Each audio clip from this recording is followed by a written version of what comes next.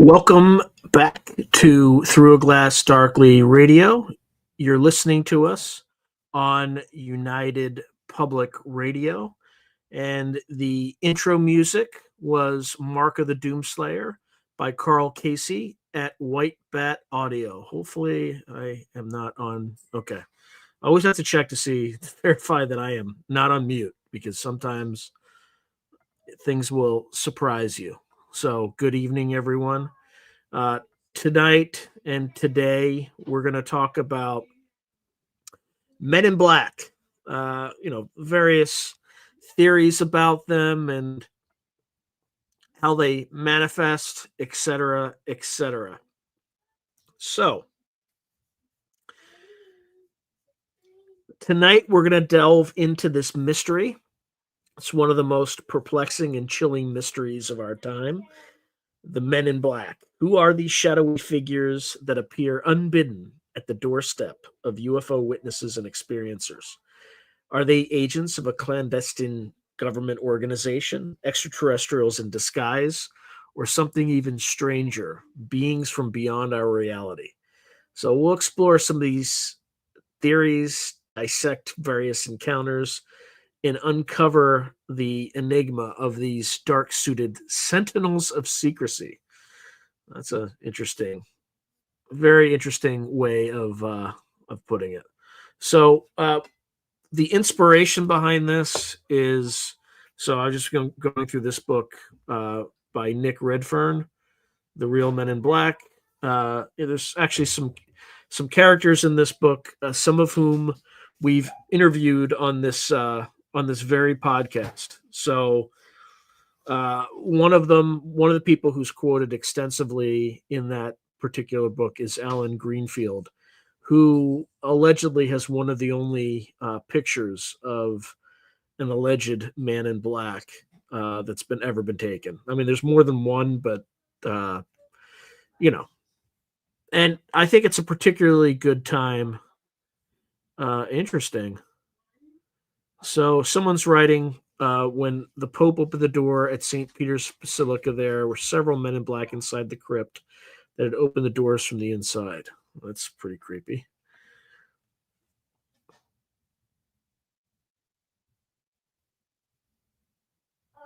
There are lots of interesting theories folks are having. So Triple Nubbins is writing, they're the bodies of the former tomb guards at the Tomb of the Unknown Soldier, highly trained, all the same height, and they guard a damn portal, bruv. So, by the way, the people who guard the Tomb of the Unknown Soldier, that is the 3rd U.S. Infantry Regiment, I believe. I think that's correct. I used to work with a captain who came from there, and then he kind of was relieved of command for God knows whatever weird reasons. But anyway, there's that. So, who or what are the Men in Black? So there's kind of various ways to look at this. We'll just go through kind of some of the various theories behind it, right? So we'll start at the most boring, right, which is probably the most likely, unfortunately. I remember when I interviewed Lynn Buchanan, he claims to know precisely who they are, precisely where they operate from in the U.S. government. And he says they're the real deal, and he's had interaction, like 1 or 2 interactions with them. He actually was pulled into one to, help interview somebody with this shadowy organization. So in terms of government agents, it could span a number of different things. Back in the day, you could be talking about the Federal Bureau of Investigation, the FBI, right? Just G-men who were kind of interviewing witnesses to UFOs, UAPs. And then there's also the infamous Air Force Office of Special Investigations, right? The Air Force OSI. So, that's another potential place. But there are stories of FBI agents actually investigating these mysterious figures that would claim to represent government, and they just didn't know who they are. So, in terms of the government agent theory, the role is they're believed to be operatives from secret government agencies like the CIA, FBI, or a shadowy organization. It's less likely to be CIA, solely because the CIA is not technically supposed to be operating on U.S. soil, but overseas, it's almost certainly could be CIA, right? And obviously, and then their purpose would be to suppress information about UFO sightings and otherwise extraterrestrial or just anomalous encounters. We got to stop using this ET thing because we don't really know.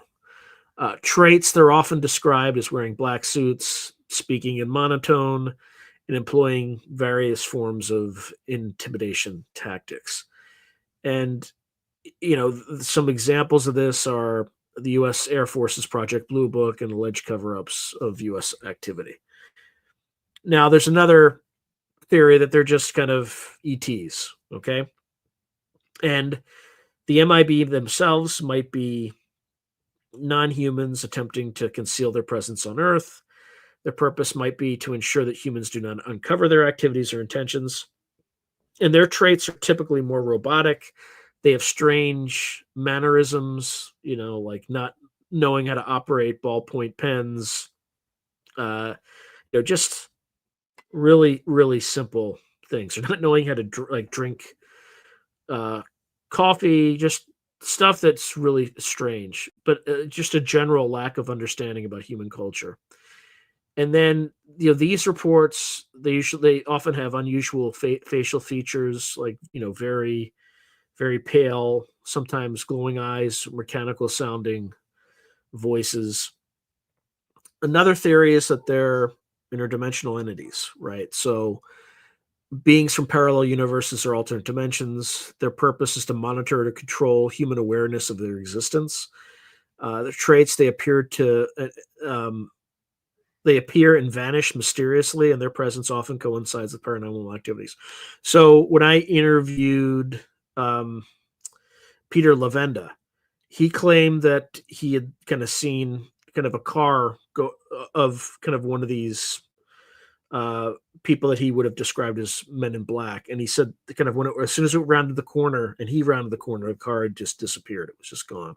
So these are sorts of events that have been reported in the past. Now, did they just drive faster or zoom away? And who knows? But that's kind of some of the background behind why this theory could be a potential reality.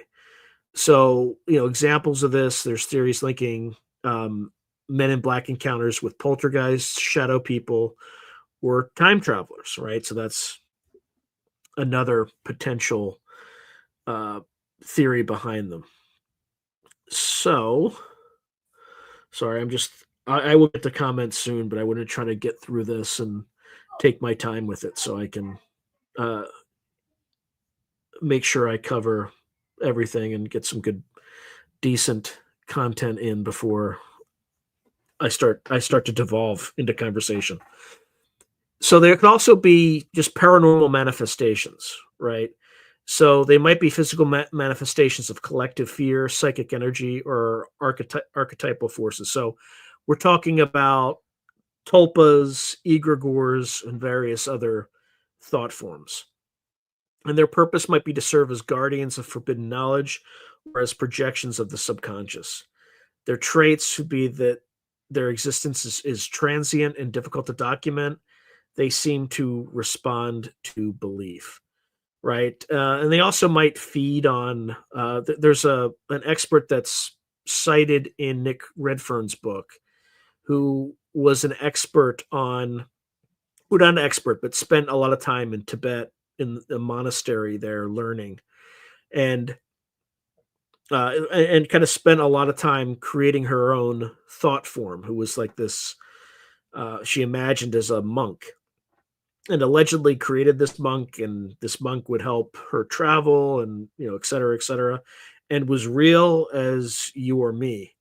But apparently, with these thought forms, over time they start to kind of devolve, or not devolve, but kind of develop their own kind of independence. And also, this particular monk, it used to be, she had imagined him as this plump monk, right?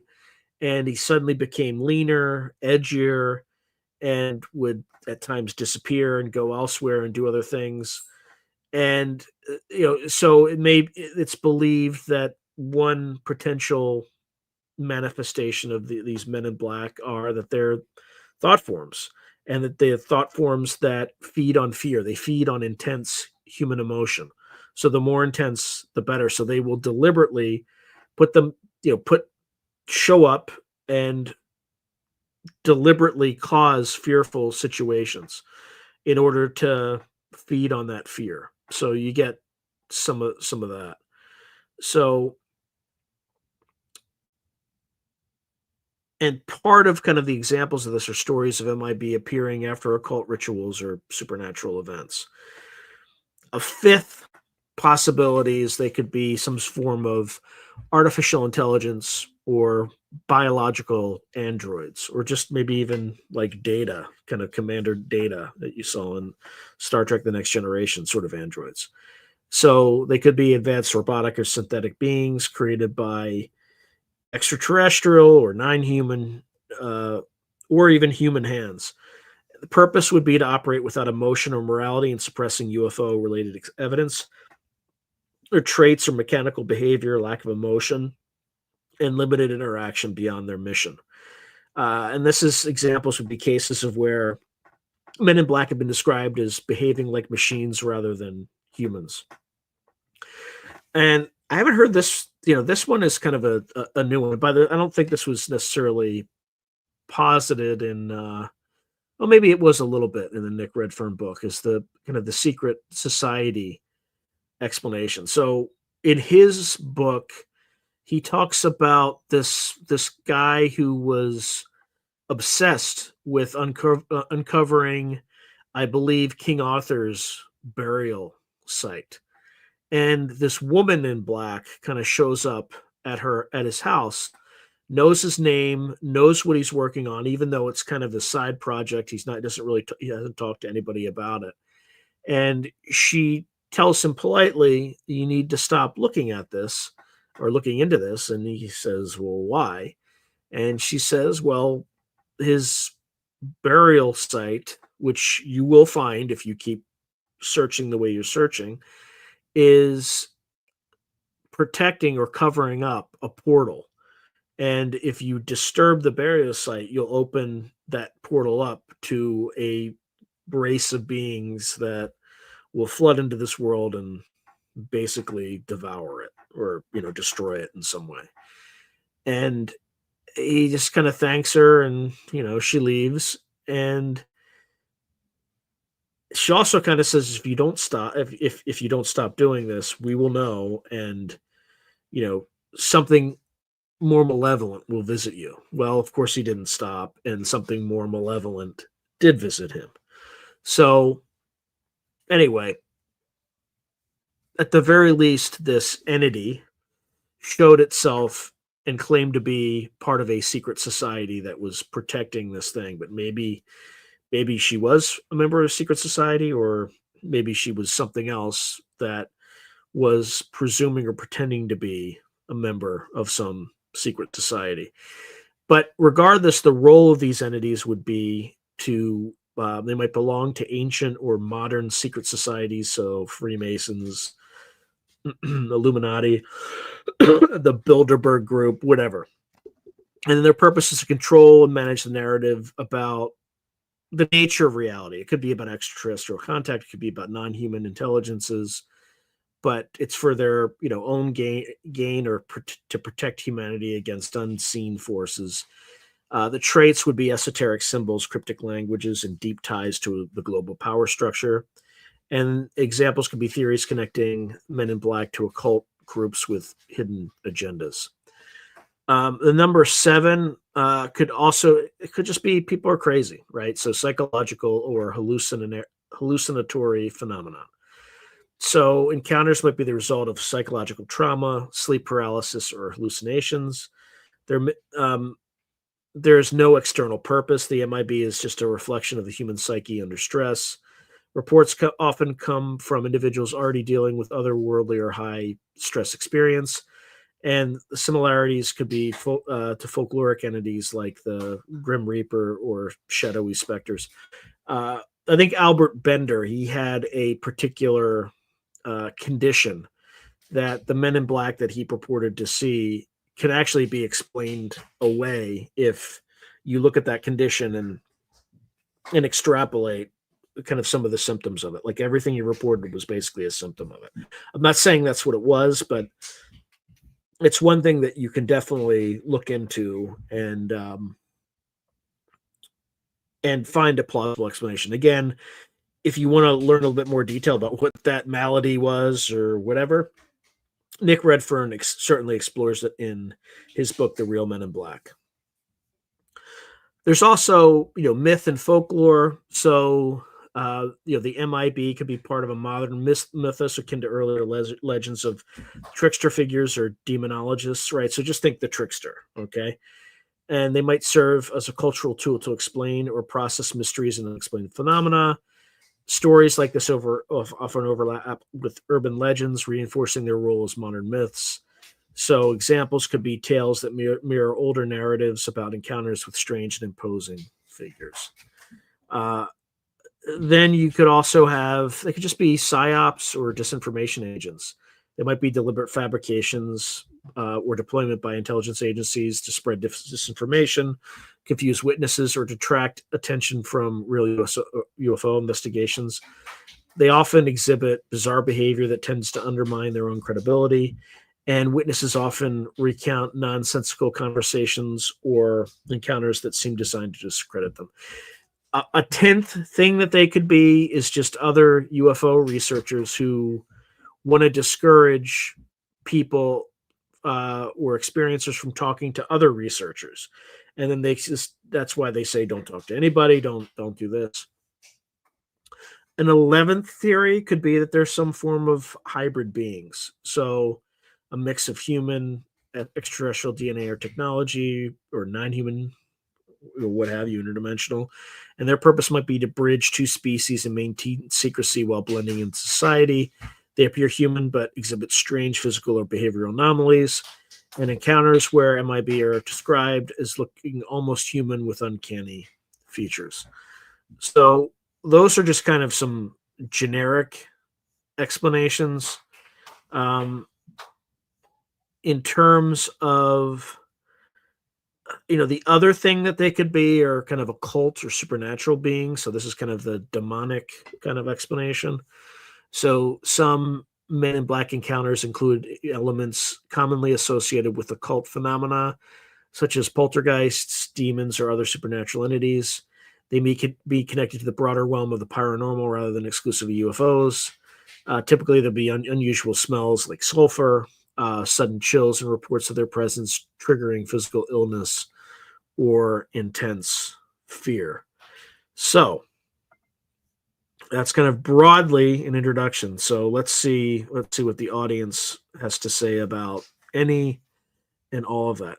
Good Lord, there's a lot of comments. So let's see. Okay, we got that. Wait, what? Jalea, where are you hearing this? You're saying the Men in Black in the Vatican crypt had no effing ears, and when they walked away, they were translucent. You gotta post a source. You gotta post a source for that, please. That sounds fascinating. I want to read more. Aykroyd's story. You're talking about Dan Aykroyd? Say more about that. Actually, you know what? No, don't say it. I'm going to look it up. I'm going to look it up really quick, and we'll do it in real time because I'm curious too. Just bear with me.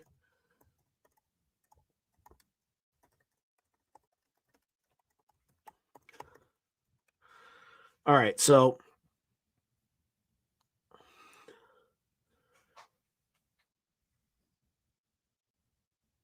all right, here we go. All right, look, I'm using ChatGPT, so it's giving me the answers to all the stuff that you all are raising. So All right, so Dan Aykroyd, for folks who don't know, he's Blues Brothers. He's a comedian. He was on Saturday. He's just generally funny guy. Ghostbusters, all that stuff. So he claims this occurred during the production of a U.S. UFO-themed television series he was working on in the early 2000s. So the context is he was involved in a television project called Out There, which was set to feature interviews with prominent UFO researchers, witnesses, and government insiders. And the focus of the show aimed to explore topics like UFOs, alien encounters, government cover-ups, and other paranormal phenomena.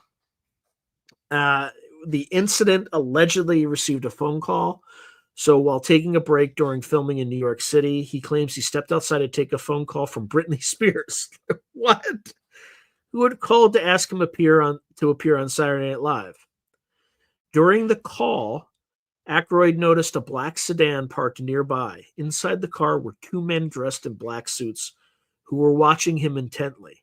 When he looked away briefly and then back at the car, it had vanished, completely disappearing within seconds. Shortly after the encounter, Aykroyd was informed that Out There was being canceled. The decision reportedly came down suddenly and without explanation, despite the fact that several episodes had already filmed. So, that's weird. So here's his interpretation. He suggested that the Men in Black or an associated force might have been involved in shutting down the show. He believes the sudden cancellation was not coincidental, and it might have been due to the sensitive nature of the topics being covered, which potentially threatened powerful interests. His take on the Men in Black in interviews, Aykroyd has expressed his belief in UFO phenomena, extraterrestrial visitation, and government cover-ups. He has also suggested the Men in Black may not always be human, echoing theories about their paranormal or extraterrestrial origins. So, yeah, so that's all I got with that. But thank you for allowing me to for giving me that story.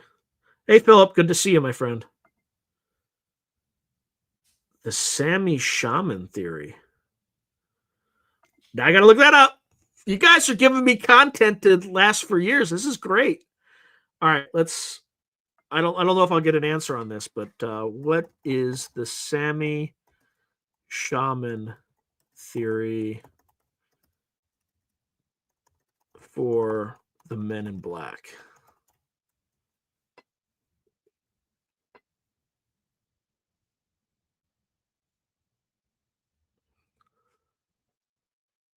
Let's see. Okay.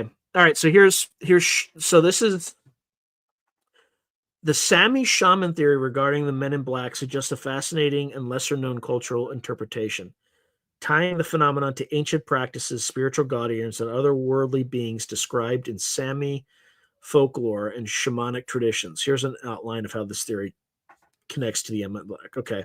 So the role of Sami shamans. So in Sami culture, I'm probably butchering. I don't know if it's Sami or Sami. Shamans known as Noades were revered spiritual leaders who acted as intermediaries between the physical and spiritual worlds. They were responsible for protecting sacred knowledge and ensuring that the unseen realms remained separate from everyday life. Some theorists speculate that the MIB could be modern equivalents of these spiritual guardians, tasked with ensuring humans do not uncover forbidden or hidden knowledge, particularly regarding UFOs and extraterrestrials. They could also, there's also a history of otherworldly visitors in Sami lore. So Sami folklore speaks of encounters with mysterious beings from other realms, often described as shadowy figures or entities.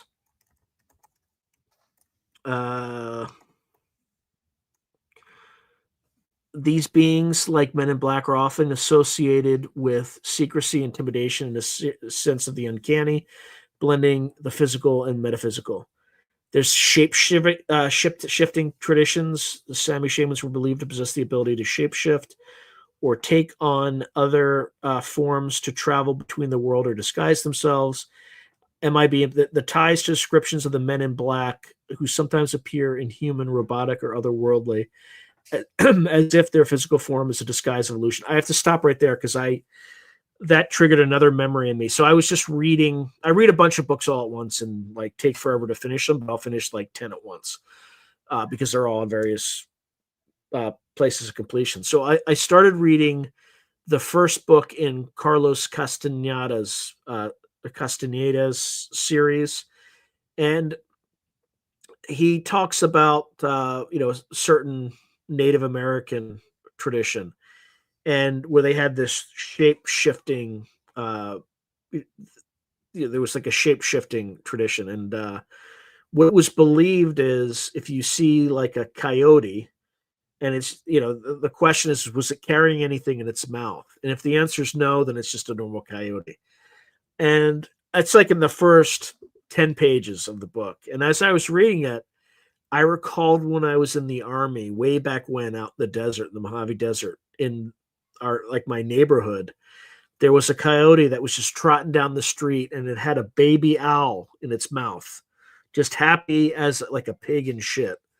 And I just kind of was struck by that memory. I'm like, maybe that wasn't like, I'm sure it was just a coyote who was eating an owl, but it's just a little weird. Another thing that the Sami tradition could suggest is that they're guardians of secrets. So certain knowledge, such as sacred rituals, songs, or visions, were considered too powerful or dangerous for the uninitiated. And then the MIB's role could be interpreted as enforcers of similar principles, ensuring that humanity does not gain access to knowledge that could disrupt the balance between realms or attract harmful attention. There's also the Sami have encounters with UFO parallels, so encounters in the Arctic. The Sami people living in the remote Arctic region have reported strange lights and unexplained phenomena for centuries, which link to modern UFO sightings. And there's a lot of MIB like figures in folklore, stories of mysterious strangers who appear after such events, warning or intimidating witnesses, parallel typical MIB accounts. There's a connection to nature spirits, the spirits of the land. In Sami cosmology, nature spirits play a significant role in disturbing sacred spaces or knowledge, often brings consequences.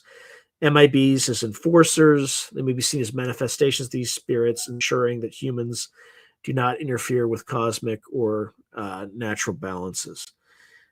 There's also esoteric interpretations that could be archival forces. Some theorists view the men in black through a Jungian lens, suggesting they represent archetypes of secrecy, suppression, and fear. Much like figures in Sami spiritual stories, there could be a cultural memory involved.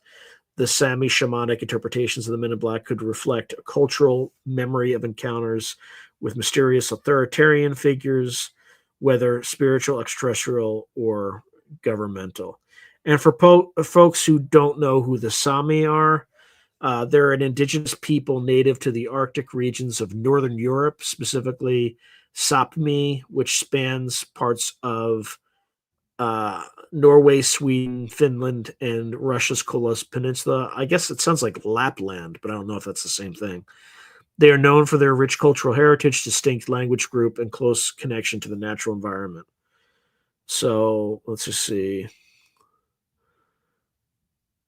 So they speak like a Uralic language, so it's similar to Finnish, Estonian, Hungarian, and they engage in like reindeer herding and all that good stuff. There's a lot of animism and shamanic beliefs. So their population is only estimated at between 80 to 100,000 people. So anyway, I had no idea about that. So thank you for letting me know about the Samis. Let's see.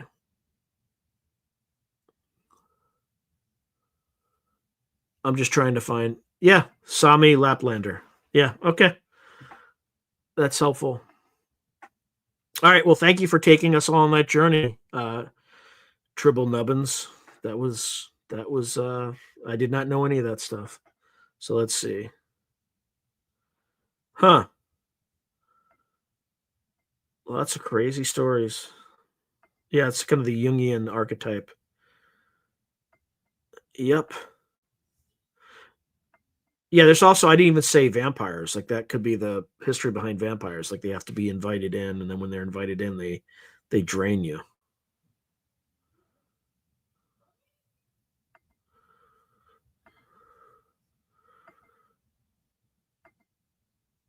Hey, Sooty, I haven't seen you in a while, Sooty. Good to see you.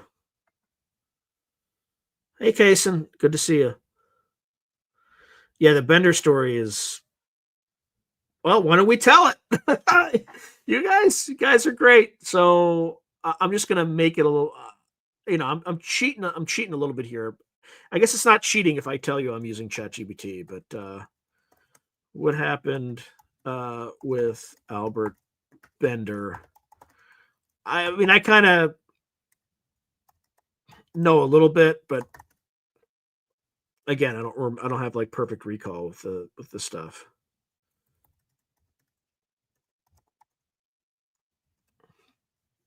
Just give me a second. All right, so let's start with who he was. So Albert K. Bender was an early UFO researcher and enthusiast from Bridgeport, Connecticut in 1952. He founded the International Flying Saucer Bureau, one of the first UFO organizations in the United States. Now, this is the guy that anytime I talk to Nathaniel Gillis, he talks about Albert Bender building altars and stuff like that. This is that Albert Bender. So his group gained significant attention with members and chapters in multiple countries, making him a prominent figure in the burgeoning UFO research community. He also made him a target of kind of the FBI. They were very interested. They interviewed several people in his group. So his organization began publishing a magazine called Space Review, which discussed UFO sightings, theories, and possibly of extraterrestrial visitation. And in 1953, he announced that the IFSB was on the verge of uncovering significant information about UFOs. And of course, as the lore goes, shortly after making this announcement, Bender claimed he was visited by three men dressed in black suits. They were intimidating and had an unnatural air about them. They allegedly communicated telepathically and exuded a strange, oppressive energy. The men instructed Bender to cease his UFO investigations and to stop publishing Space Review immediately. Bender complied, abruptly shutting down the IFSB and ceasing his public UFO research activities. Bender described experiencing severe physical and psychological effects following the visit, including heartache or headaches, paranoia, and a sense of being watched. In 1962, nearly a decade later, Bender published a book titled Flying Saucers and the Three Men, where he elaborated on his experiences. His claims took a surreal turn.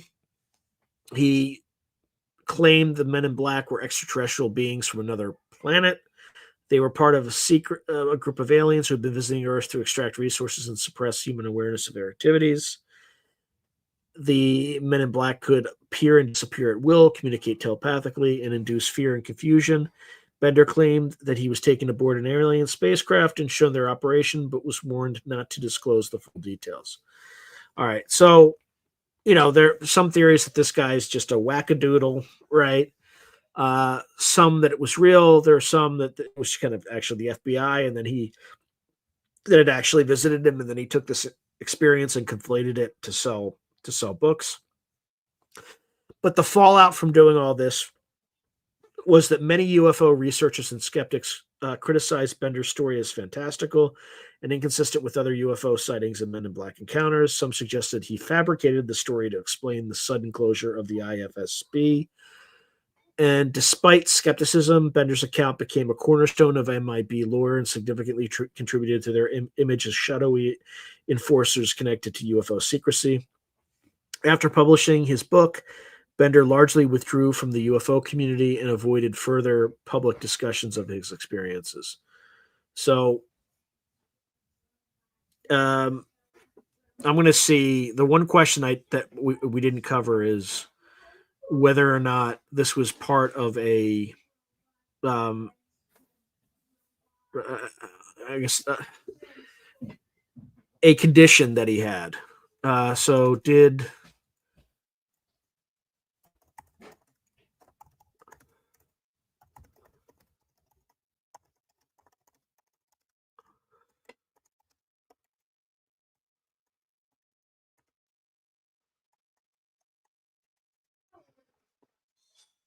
all right. So I believe he had some sort of condition. We're about to find out.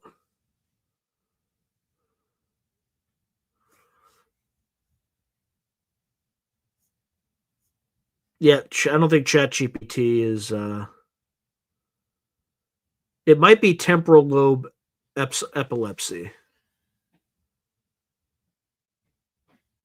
Yeah, so some aspects of Bender's account, particularly the vividness of his experiences and their otherworldly quality, align with symptoms reported by individuals with temporal lobe epilepsy. And temporal lobe epilepsy can cause intense sensory experiences, including visual or auditory hallucinations, deja vu, and feelings of a presence of otherworldly contact. Now, there's no direct evidence that Bender had TLE, but it has been proposed as a potential explanation for some paranormal and UFO experiences. So, yeah,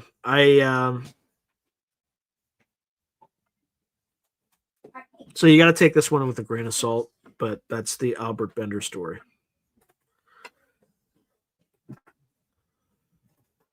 All right, man, we burned through a lot of stuff. Okay.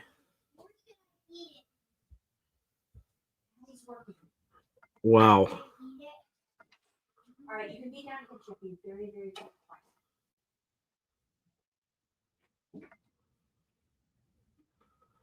Oh yeah, I remember seeing those.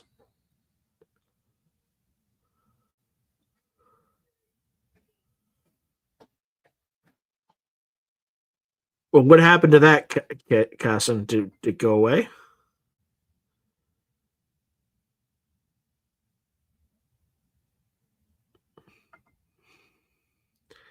Interesting. Yeah, Reverend Randall. There are definitely many categories MIB could derive from, and it could be there from multiple sources, right? Um,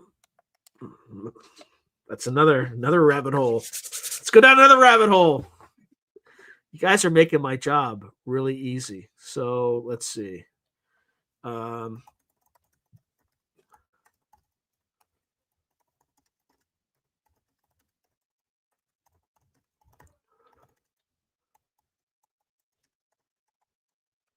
Let's see what old ChatGPT has to say about that.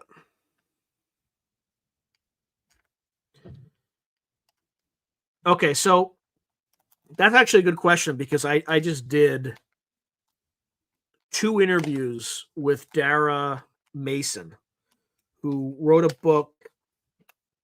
What's it called? I have it like right above me, and it's just the light's not great on The Dark Man. So, I mean, I don't know if Dara would put it in the same category, but it might actually be. It's that similar kind of archetypal figure. But in the Middle Ages, mysterious shadowy figures were often interpreted as manifestations of the devil or demons. Okay. These entities were thought to appear to individuals who dabbled in forbidden knowledge or heretical practices. These figures would intimidate, threaten, or strike fear into those who encountered them. Their appearance often came as a warning against further exploration of the occult or other hidden matters. The accounts are typically black-robed or dark-cloaked figures visiting alchemists, witches, or heretics to silence them or enforce secrecy. The other one is also going to be familiar with all of you, is the Grim Reaper archetype. So, as we all know, the Grim Reaper is a cloaked figure, often depicted in black, symbolized death, and was a recurring image in medieval art and literature. So the Reaper's intimidating and spectral nature echoes descriptions of MIBs as emotionless, foreboding, and sometimes otherworldly. Both are figures associated with the unknown and the fear of what lies beyond human understanding. There's also shadowy figures in European folklore, so black riders and visitors. So folklore from various European regions speaks of shadowy figures dressed in dark clothing, often appearing at night. These entities were sometimes seen as omens of death or misfortune, tasked with delivering cryptic warnings. The dark clothing, ominous presence, a message of secrecy or danger align closely with modern MIB lore. So stories of the wild hunt often feature ghostly black-clad riders who traverse the night sky and appear as harbingers of doom. There's kind of also church inquisitors and enforcers. So during the Inquisition, black-cloaked church officials were tasked with rooting out heresy, often through intimidation and threats. These officials would visit individuals suspected of holding forbidden knowledge, akin to how MIB reportedly visit UFO witnesses. Their attire, secrecy, and oppressive behavior resemble the archetypal MIB. Accounts of inquisitors appearing, suddenly interrogating individuals and warning them against spreading heretical ideas. There's also fairy encounters and otherworldly beings. So in Celtic and Northern European folklore, encounters with fairies or the good people often involve warnings or punishments for trespassing into forbidden realms or learning too much about their hidden world.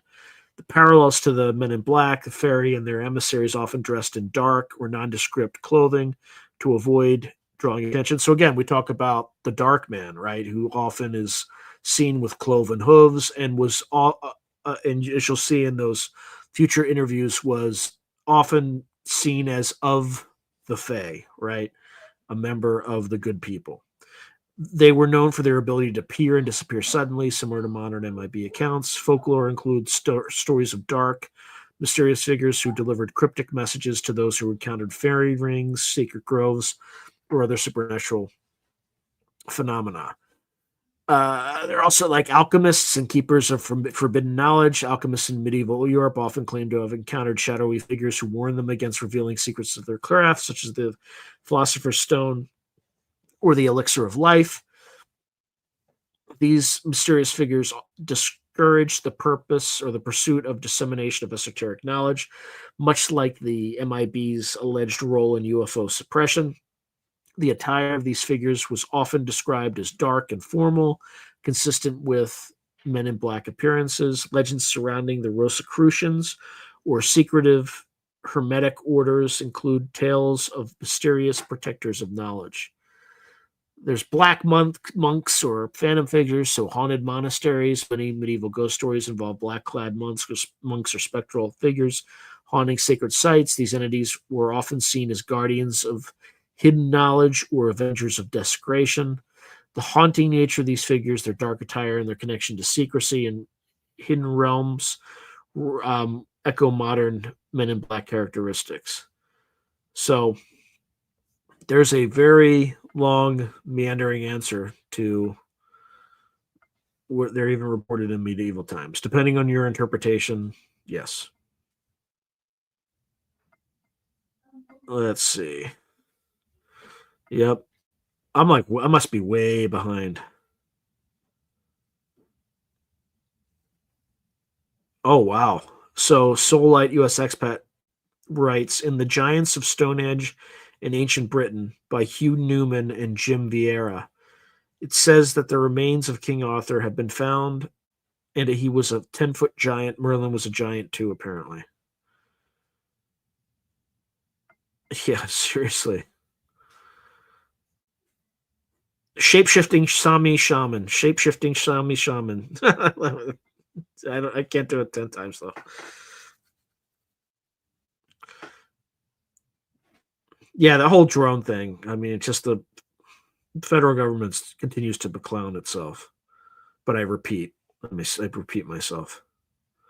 So it's like a group are writing their own play without any crazy stuff, but then crazy persons start to write in the shared script, making things too crazy. Cultures had different ways of dealing with it. Yeah. Hey, John, good to see you again, my friend. Yeah, reindeers. Yeah, Laplanders, the Sami.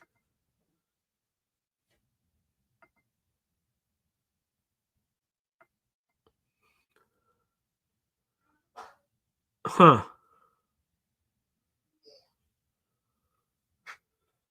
Yeah, so Casson Lee writes, there's a writer named Graham Phillips who writes about King Arthur. He says Arthur was a regional leader who fought the Romans, and his base was called Vericonium or Vericonium. You can still see his ruins today. Sammy left. Oh, okay.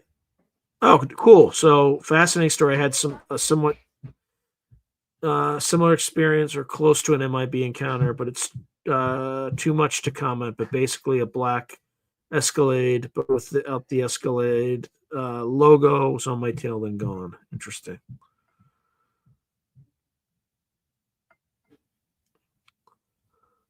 It was coming. It was coming to our stop sign, so I stopped, looked to see if there's cars coming. My rearview mirror, no vehicle was there, and that was the moment. Yeah, it is kind of crazy.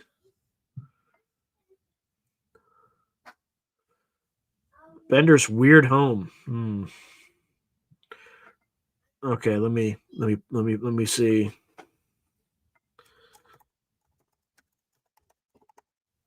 I know he had some like altar in his attic or something, and a bunch of books on shelves and.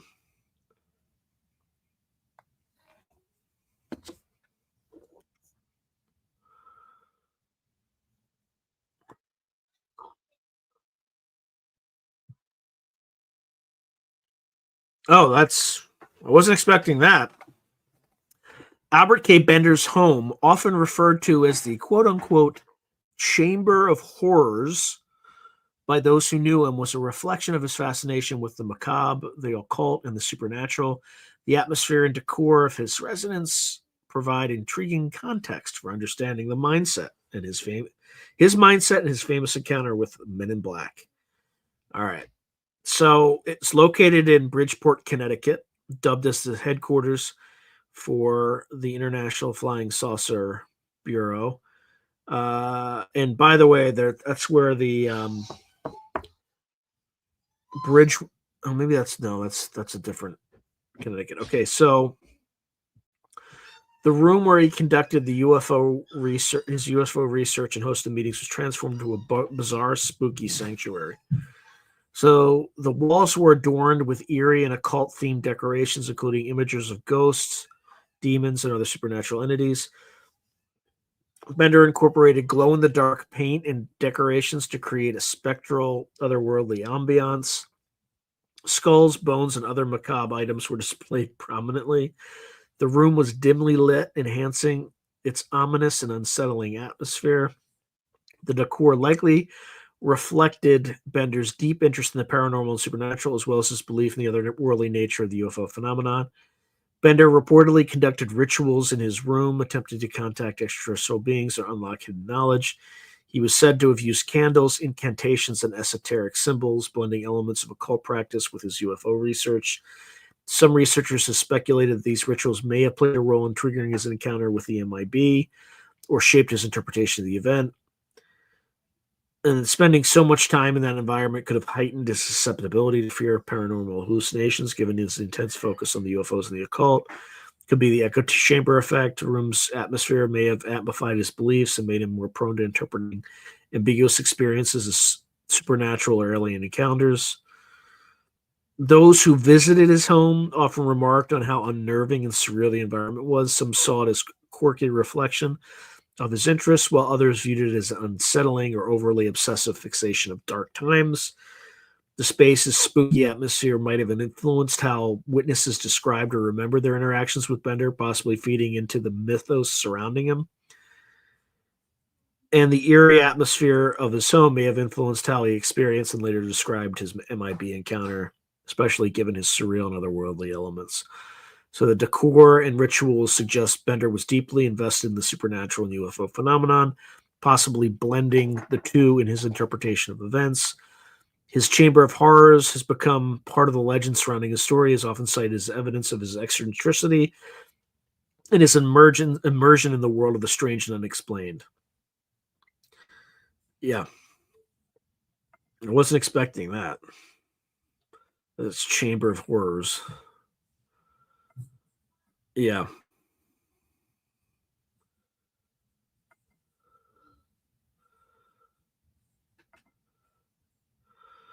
Yeah, there are elements of truth in it. It's just the question is how much of it is true? Is it half? Is it all? Is it none? Or is it like 1%? Yeah. By the way, kill the stigma. That is a very common element in Men in Black encounters. So kill the stigma writes that was in 2023, and it wasn't an old fashioned vehicle. It looked brand new, tinted all the way. I remember it was shining like it was just waxed super clean. But yeah, they're always reported in like it looks like a brand new vehicle every time that they show up, like it's like straight off the assembly line.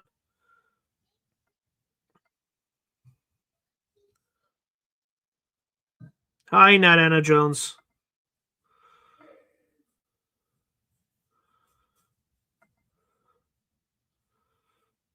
All right. Sorry, I'm just trying to get through a lot of these comments as quickly as I can.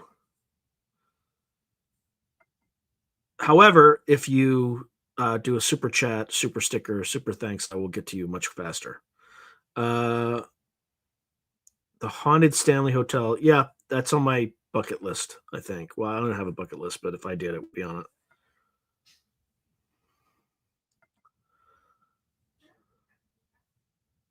I look very extinguished. This. Oh no, that's Jalea. I mean, Gray Out's the same picture she has every week.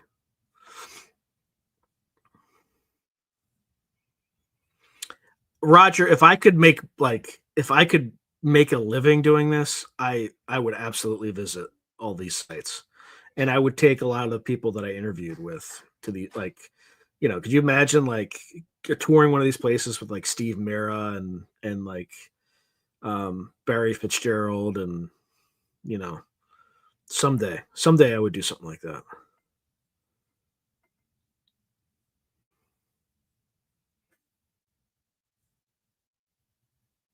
Yeah, it's not as easy as it looks. Let me tell you. Let's see. Is there really? I wonder if that's the one that Jacques Vallée is associated with. Could be. I'm sorry to hear that your mom passed away, Kason. Um, I'm sorry to hear that.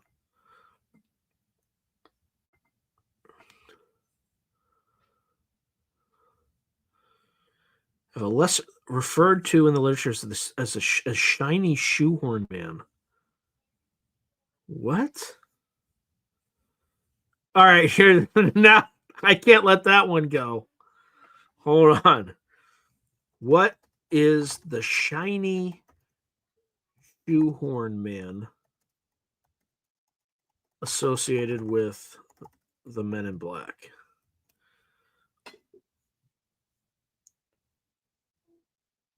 I hope.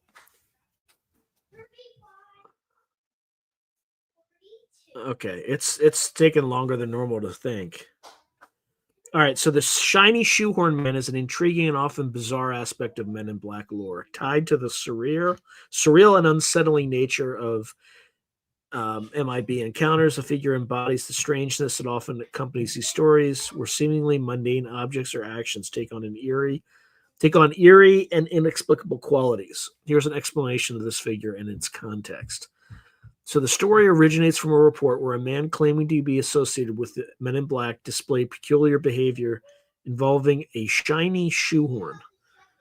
During an alleged visit to a UFO witness or researcher, this individual repeatedly took out a shiny shoehorn, fiddled with it in a manner that was both methodical and unsettling. The witness described this behavior as robotic or hypnotic, almost as if the shiny shoehorn was meant to distract or disarm them. The shoehorn man was dressed in the typical black suit with other common MIB traits: pale complexion, uncanny mannerisms such as an awkward gait or mechanical movements, a lack of understanding of everyday social norms. The shiny shoehorn seemed to be his fixation, making his presence even more unnerving. He reportedly spoke in a monotone voice and appeared uninterested in conventional conversation. His interaction revolved around cryptic or vague warnings related to UFOs, much like traditional MIB encounters. All right, so there's some symbolism involved. So there's the distraction part, which the MIB are often thought to be or to use psychological manipulation to confuse or intimidate their targets. The shoehorn might have served as a tool to disorient the witness. There's an element of surrealism. MIB encounters are often marked by absurd or inexplicable elements, reinforcing the otherworldly or dreamlike quality of the experience. Third aspect of it is kind of a tool of control. Some theories suggest the shoehorn could have been a device for mind control, hypnotic suggestion, or monitoring the witness. And it could also be, non-human technology or alien technology disguised, given the common belief that men in black may be extraterrestrials. The shiny shoehorn could have been a piece of alien tech in disguise, its purpose obscured to the human observer. So, yeah, that's weird. That's some weird stuff. Let's see.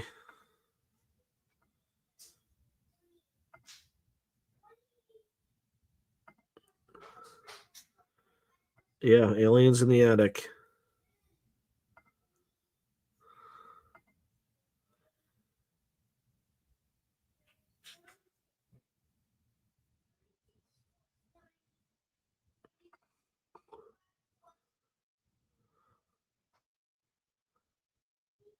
Huh.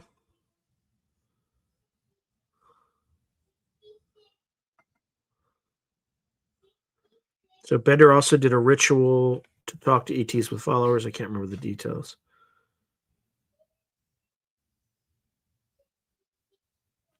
Yeah, I mean, who knows what happened to Forrestal?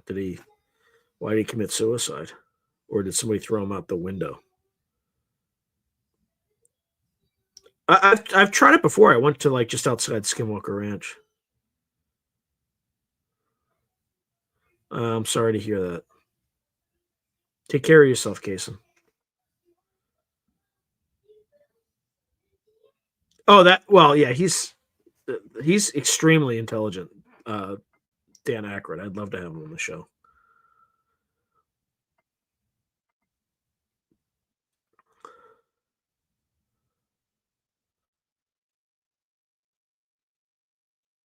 Interesting. Yeah.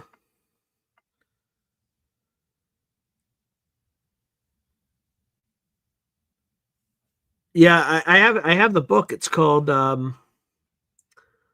think it's called The Real Men in Black. I can't remember, but the first book he has is a complete secret cipher of the Euphonauts, and then the Men in Black, I think, is the second book. And then there's something about where he goes into the Black Lodge after that. Yeah. So yes, Secret Rituals of the Men in Black. I think I have both books. I think if you there's a version where you buy the complete secret cipher of the Euphonauts. It also has the Secret Rituals of the Men in Black. So, and Alan Greenfield kind of has one of the only alleged pictures of the Men in Black. I'm trying to see if I can quickly find it, but let's see.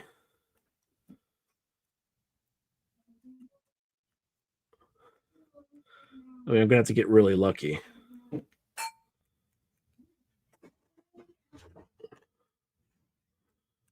Yep, found it. Okay. So this is Alan Greenfield's alleged photo. Oops.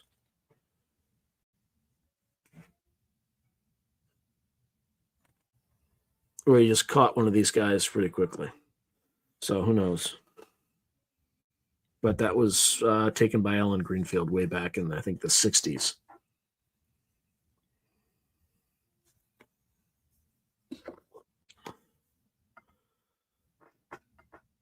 Okay. All right. So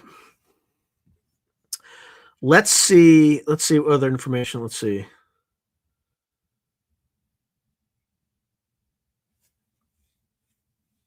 Yeah, it does sound like you know what. Yeah, I don't know.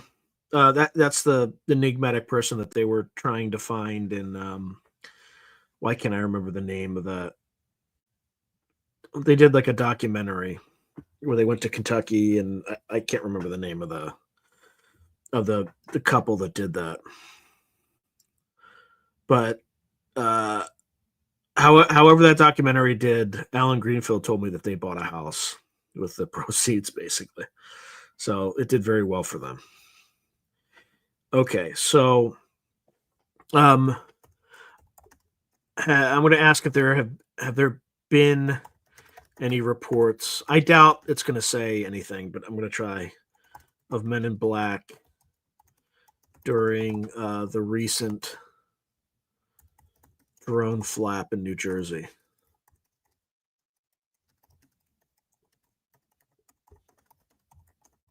I'm trying to be as specific as possible in late 2024. Okay. Yeah, I don't.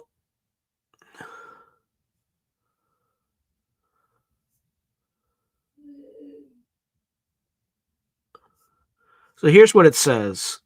As of now, there have been no credible reports or documented instances linking the Men in Black to the recent surge of drone sightings in New Jersey during late 2024. The mysterious drone activities have gathered significant public attention and media coverage, leading to various speculation and theories. However, no substantial evidence has emerged to suggest the involvement of MIB in these events. Um, yeah, so it's not really the closest thing I heard was, and again, you have to believe that the person who reported this was telling the truth, or they could just be a hoaxer. And in the later stage of this flap, there's a lot of like fakery going on. It's when the monetizers kind of show up. So like people like me and Rich Geldrich kind of got in early, noticed the patterns, and then predicted what was going to happen next based on the patterns. So I think I've got 80% accuracy thus far, but that assumes that the Men in Black can include FBI. So there's been reports of FBI coming in and asking someone to take down certain videos and things like that. Have not verified it, but there are reports already. So you know we shall see. And the other thing too is there may have been accounts that we just have not been reported yet.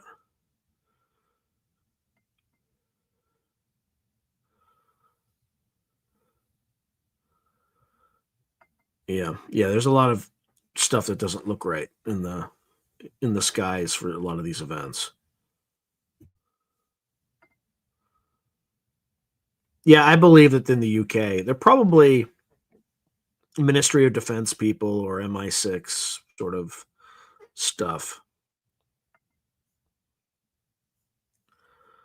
But who knows? Um,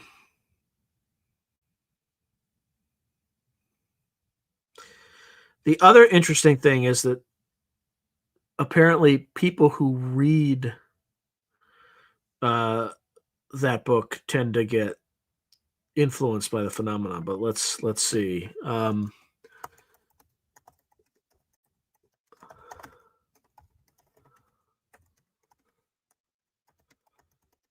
Just give me a second.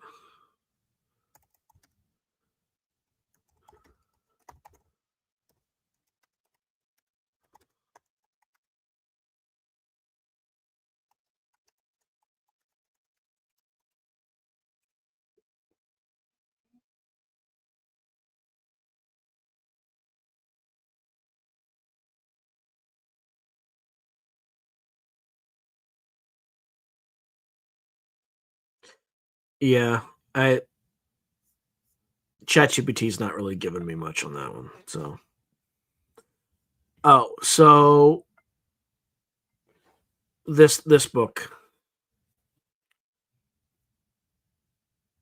by Redfern, The Real Men in Black.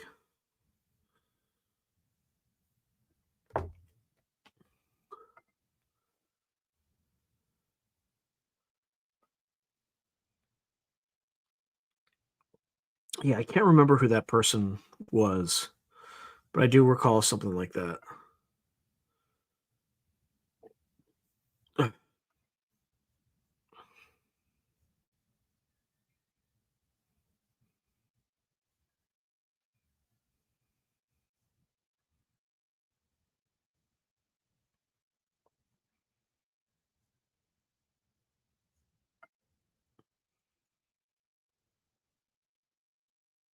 Yeah, they're not drones. They're a lot of them are just orbs. And there are a lot of predictions that it's only going to get worse in 2025. Just keep them coming, boys. Keep them coming. Because the more that these people, these government officials lie to me, the more they need to be punished with just looking like idiots every time they open their mouths.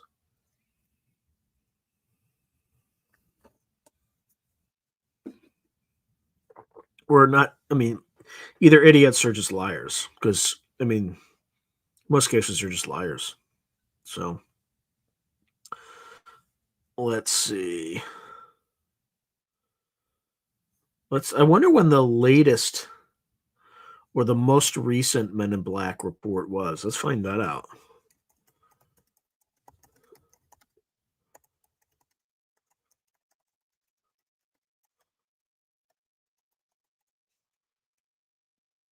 I don't know if we'll get a good answer, but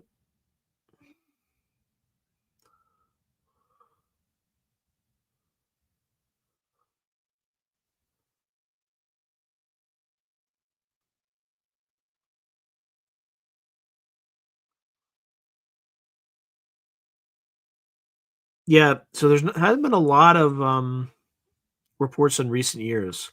So it gained prominence in the mid 20th century, particularly the 1950s and 1960s, when numerous individuals reporting encounters with mysterious figures following UFO sightings. I mean, there's some in the 80s, but yeah, just not a lot anymore. Not sure why. Yeah, they do get paid to lie.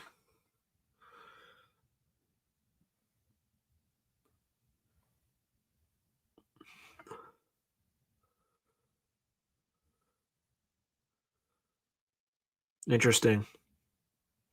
So Solite US Expat is writing. I remember hearing on the radio back in the 90s of a black triangle craft seen near Orlando International Airport. And this convenience store clerk talked. And then he was visited by MIB, then changed his story. Yeah, many such accounts. Yeah, the story that the MIB took a penny and made it disappear. And oh yeah, told the doctor if he did not stop regressing abductees, his heart was going to be missing like a penny. Yeah, I think he made it like disintegrate in front of him.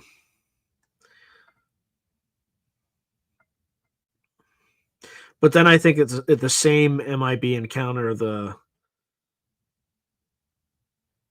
man in black kind of like was running out of energy and like he's like I must leave now. There's like a story like that too, where it was like he was out of charge or something.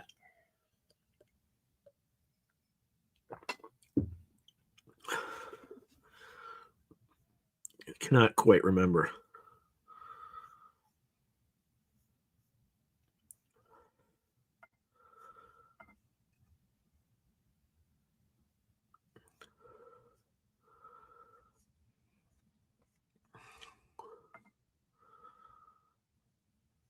All right, I'm just trying to.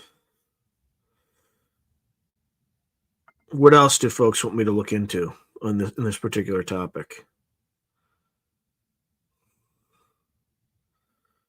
With the latest Biden address.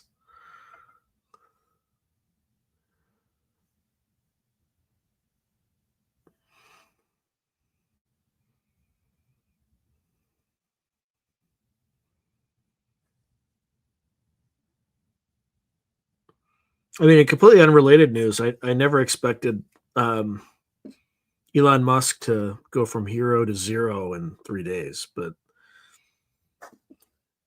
I guess it happens.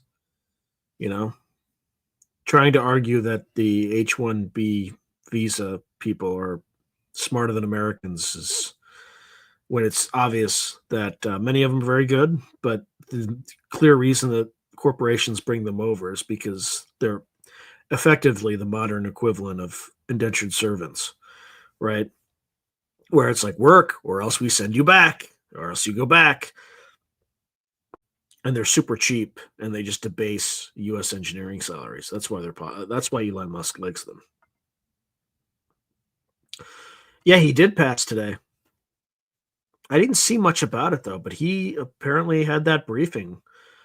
Allegedly that really happened, according to um, Grant Cameron and others, and he sobbed when he heard whatever was in the briefing. So who knows? One theory is that, and I've seen this bandied about on Twitter, is that these beings created our religions to keep us from killing each other, and they also uh, created us and routinely experiment with us. So crazy, crazy, crazy.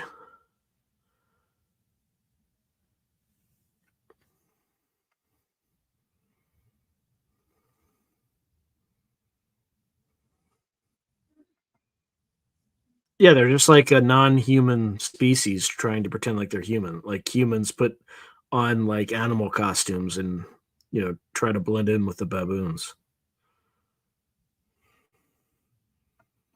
I don't know. He's also on a nuclear sub. He couldn't have been that much of a crybaby, but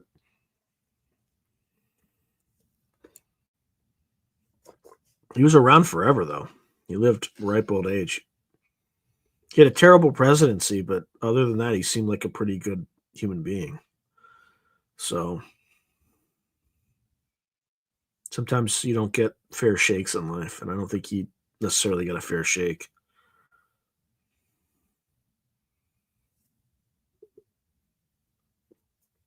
Yeah, I don't. Yeah, that's certainly fair.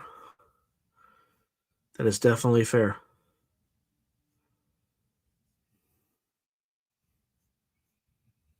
Thing is, you're not going to get a lot of detail. You're going to get general, a president being briefed, something upsetting. You know, that's probably the best you're going to get. And it'll be amazing that they figure that out, but the details, who knows?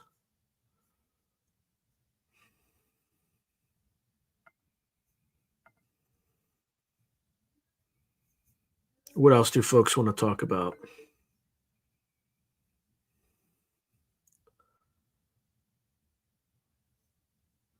Any other Men in Black stories or tales?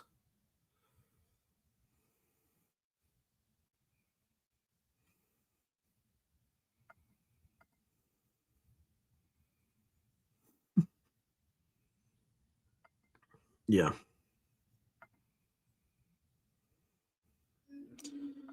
Yeah, I can always have them on again. Uh, I try not to overdo it though, because you don't want to keep bringing on the same guests, right? Too often. Otherwise, people get bored with them, and that's not good for me or good for them.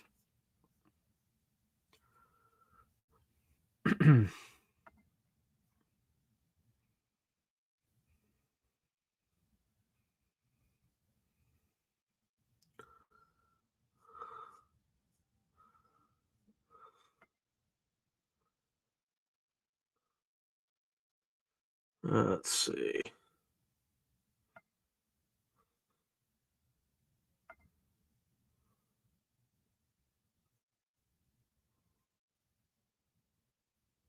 Huh.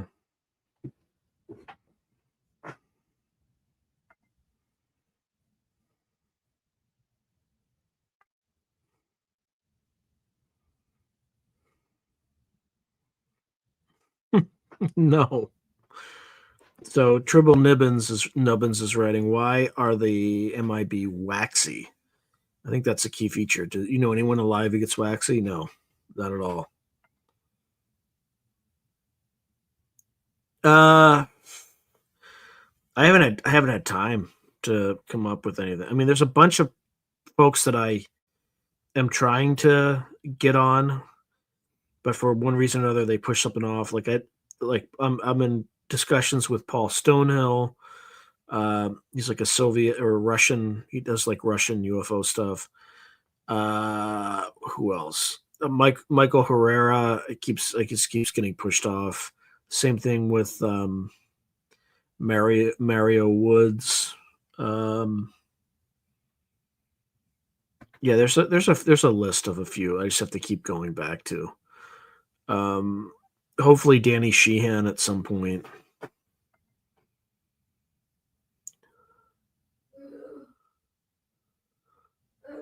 Yeah, I do remember something like that. There's an Art Bell show who's taking calls from Area 51, and one person gets a call crying and telling about some dark stuff. The television lines, yeah, got blocked. Yeah.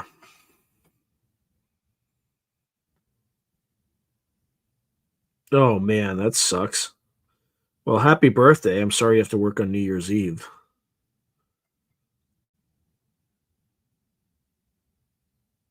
Oh, I didn't know they zapped Arts Electronics. That's weird.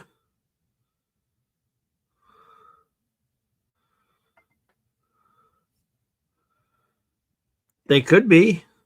So I'm Cold writes, weren't the MIB MJ12 agents? They could be. Who knows?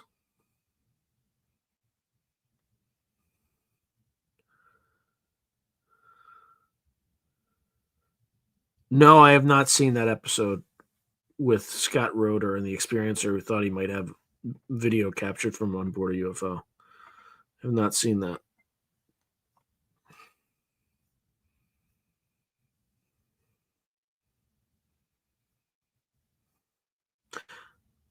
I wonder if anybody has like a scariest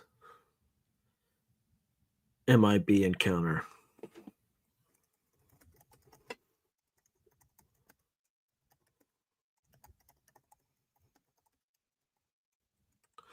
It's probably the doctor story, but yeah.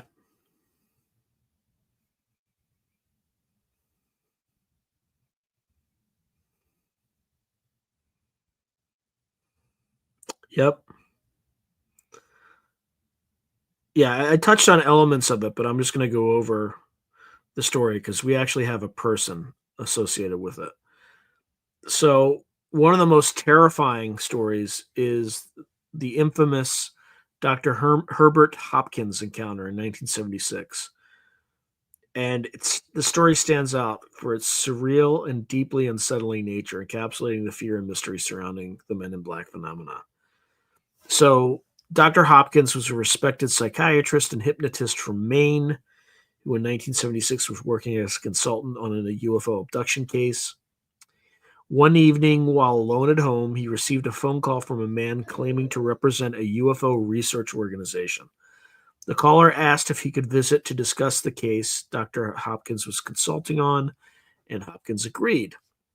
Moments later, like literally, like right after he hung up the phone, the man appeared at Hopkins' front door despite no sounds of a car or other signs of an arrival.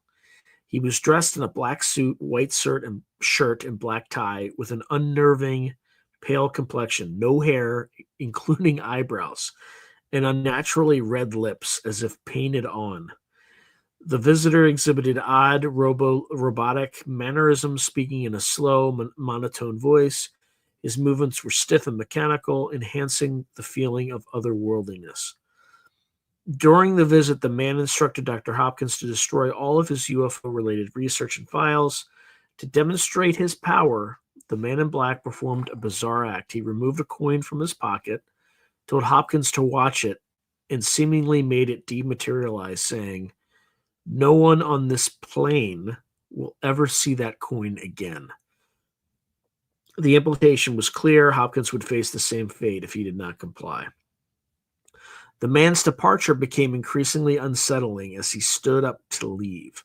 He appeared to weaken, explaining in a faltering voice that his energy was running low and he needed to leave. Hopkins watched as the man staggered out of his home, disappearing into the night. Deeply shaken, Dr. Hopkins immediately destroyed his files and ceased his involvement in UFO research. He later described his experience as profoundly disturbing and beyond rational explanation. So, yeah, that's some weird, deeply disturbing stuff.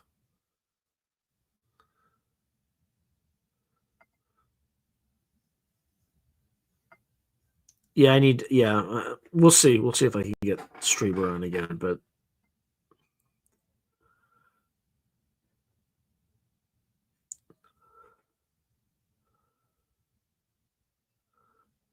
yikes.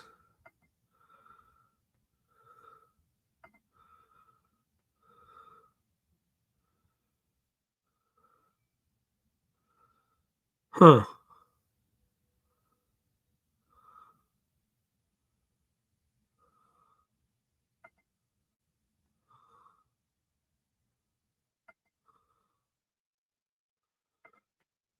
All right, so Wendell Steens. Let's see what that account is.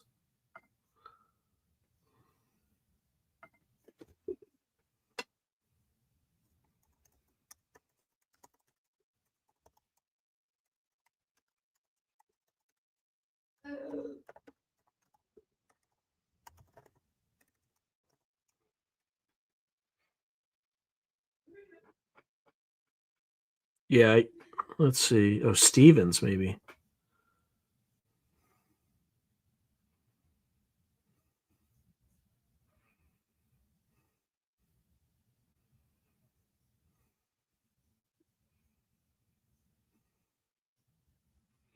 Yeah, so Wendell Stevens.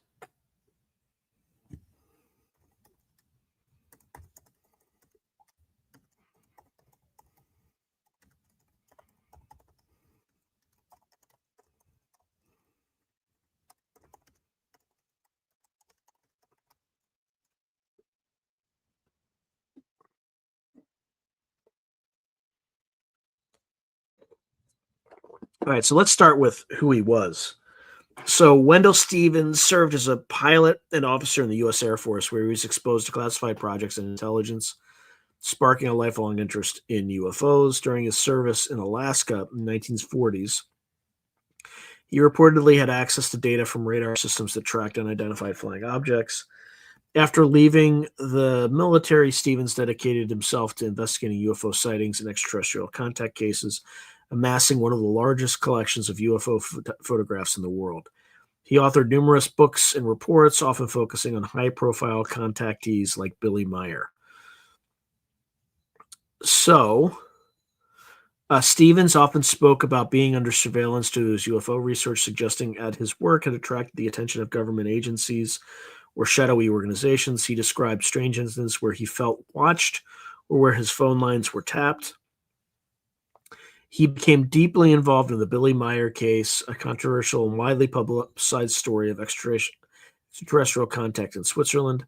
The case attracted global attention and scrutiny, and Stevens believed powerful forces were working to discredit Meyer and suppress the case's evidence. Some theories suggest Stevens faced intimidation in his role for publicizing Meyer's story. Stevens claims to have experienced indirect forms of harassment, including break-ins and the unexplained disappearance of documents related to his research. While he never explicitly described an encounter with the Men in Black, these incidents share similarities with common MIB reports, such as mysterious interference with UFO investigators. In the 1980s, Stevens' career was overshadowed by, oh God, I'm not touching that one. Whew.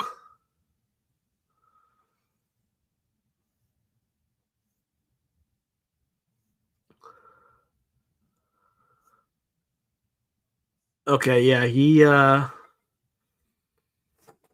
can look it up. He was put in prison for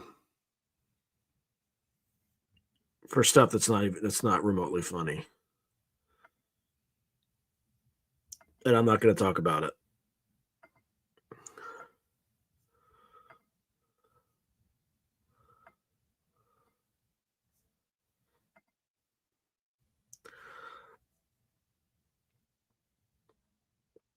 Yeah, I think Billy Meyer also had lots of like fakes, like fake UFO photos and stuff like that, which undermined his credibility a great deal. That doesn't mean that at some earlier point he didn't see something that was real. So,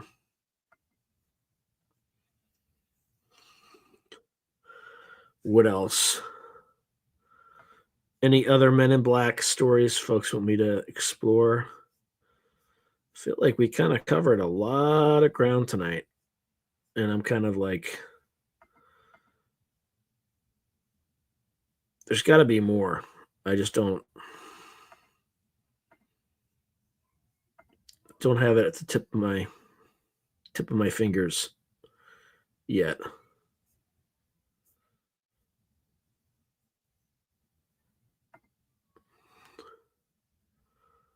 Let's see.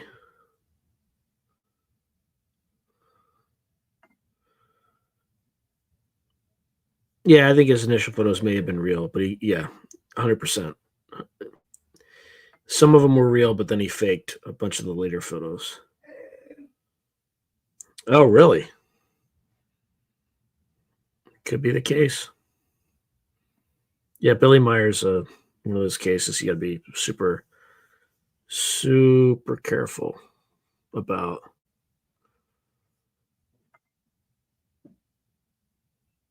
Hmm. Oh yeah, yeah. DeLong, or not DeLong. Lavenda. Yeah, I talked about it earlier on.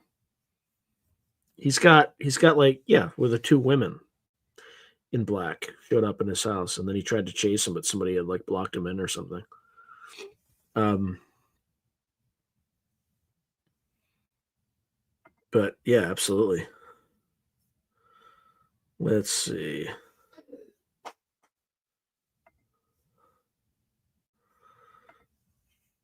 Yeah, no worries, no worries at all. I'm trying to think if there's another one that I can think of.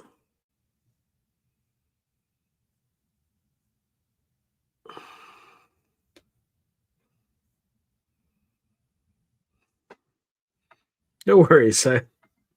No worries, Gray Al. You're not. It's okay. I think I like really, but I touched on it so quickly. It would have been easy to miss, even if you were on at the time.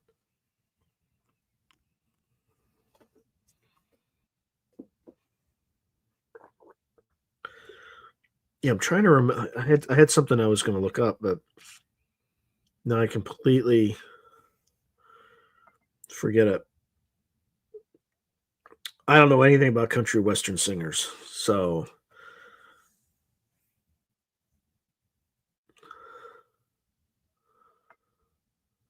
let's see.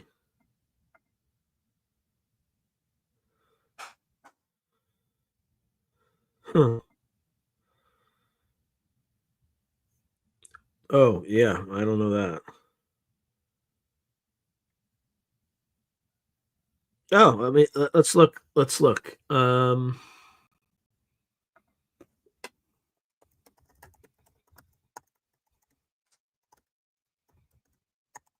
There's also the Calvine incident too. In the program, they talk about like two or three men in black showing up, but they're like very likely CIA agents.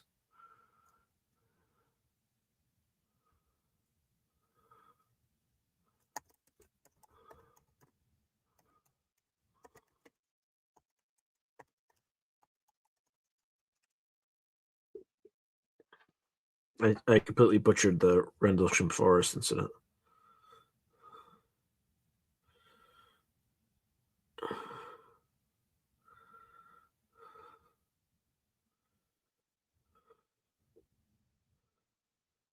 Yeah, so for folks who don't know the Rendlesham Forest incident, I'm just going to repeat what it is really quickly. But it happened in December 1980. It's often referred to as Britain's Roswell. Everything's referred to as Britain's Roswell. It involved multiple sightings of unexplained lights and alleged landings of unidentified craft near RAF Woodbridge in Suffolk, England. While the core events have been extensively documented. Accounts involving the Men in Black are less prevalent, but do exist within the lore surrounding the incident. So this is Vince Thurketti, local forestry worker Vince Thurketti. Is it Thurketti? Did I pronounce that right? No, Thurkettle. Local forestry worker Vince Thurkettle reported an encounter with two men in suits shortly after the initial sightings. While chopping wood in Rendlesham Forest, Thurkettle was approached by two well-dressed men who questioned him about unusual activities in the area. Their formal attire and unexpected presence in the forest raised suspicions, leaving some to speculate they were MIB or government agents investigating the UFO reports. Beyond Thurkettle's experience, there are broader claims that individuals connected to the Rendlesham incident were visited by mysterious figures resembling the MIB archetype. These accounts suggest that witnesses and researchers received visits from individuals warning them to remain silent about their experiences. However, specific details and verifiable testimonies regarding such encounters are scarce. Skeptics argue that the MIB narratives associated with Rendlesham may be embellishments or misinterpretations. They suggest that any official inquiries were likely standard military or intelligence personnel conducting routine investigations rather than enigmatic MIB figures. So, it's iffy in that case.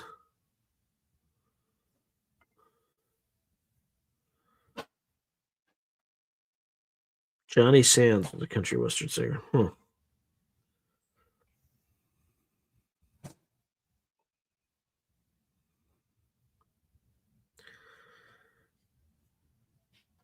Well, Libby Cannon actually did a remote viewing of it before he even knew about Rendlesham Forest. And it was like some sort of seed ship or something for some extraterrestrial civilization. They were looking for a new home. So I think he described it as an incubator or something. And he described the black craft that everyone reported at Rendlesham Forest. So, or at least Peniston did, I think.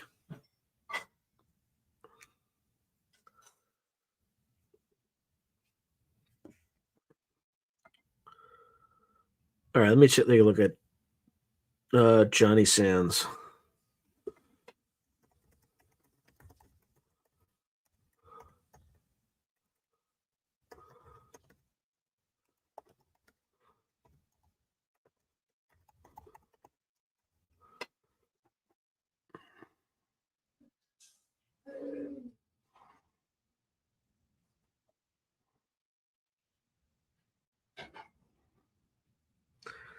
Okay, so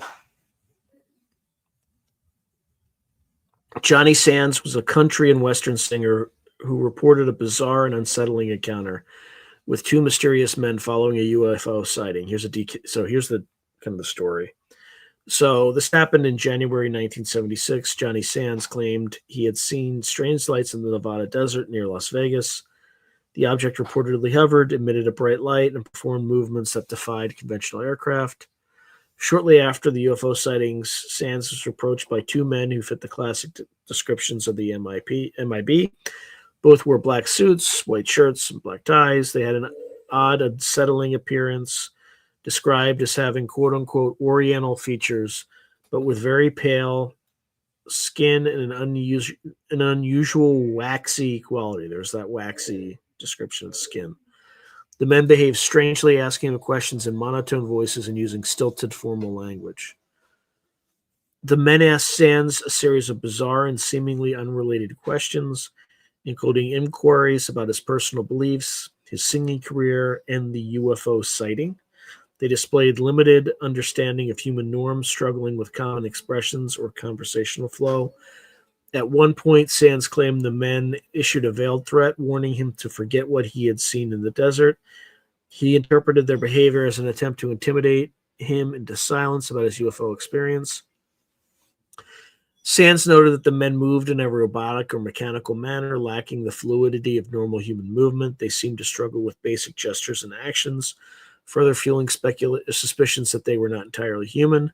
Sands described their skin as having a plastic-like texture, contributing to the surreal nature of the encounter. Their expressions and physical features appeared almost artificial, as if they were wearing masks or disguises. Sands went public with his story, describing the encounter during interviews and appearances. He was convinced the men were connected to his UFO sightings. Some UFO researchers took an interest in his case, noting the similarities to other MIB reports. Sands claims to have been shaken by the encounter, but remained firm in his belief that the men were not ordinary government agents. Yeah, that's a weird story.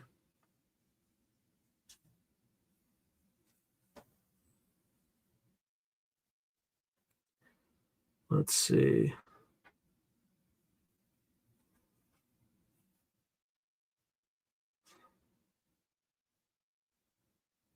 Yeah, it sounds about tracks.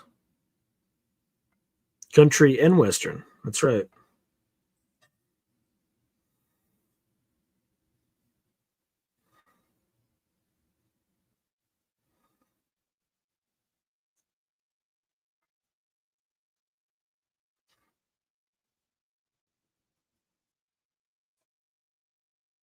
That's weird.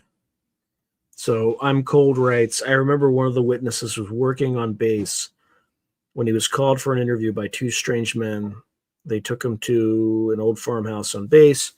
Later, he told the base commander, and the base commander demanded to see the farmhouse, and it was run down and looked like it hadn't been used for years when it would look brand new when he was being interviewed. Part 2. Okay. Let's find out.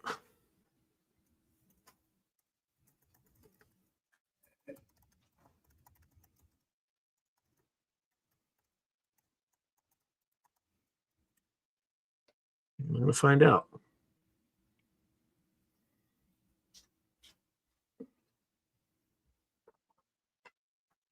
All right. Yes, there's an intriguing aftermath to the Johnny Sands Men in Black incident. Okay. And after going public with his story, Sands reported additional strange occurrences. He claims to have felt like he was being watched or followed by unidentified individuals, adding to his unease.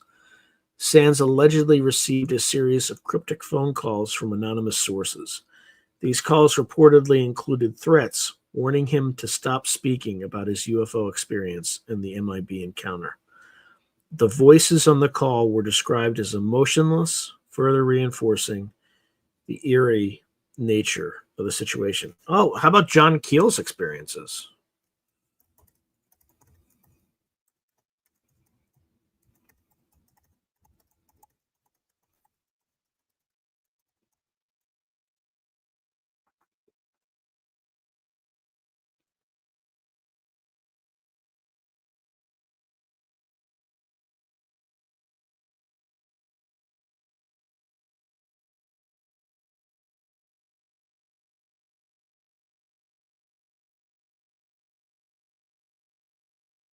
All right, so here's what it says about John Keel.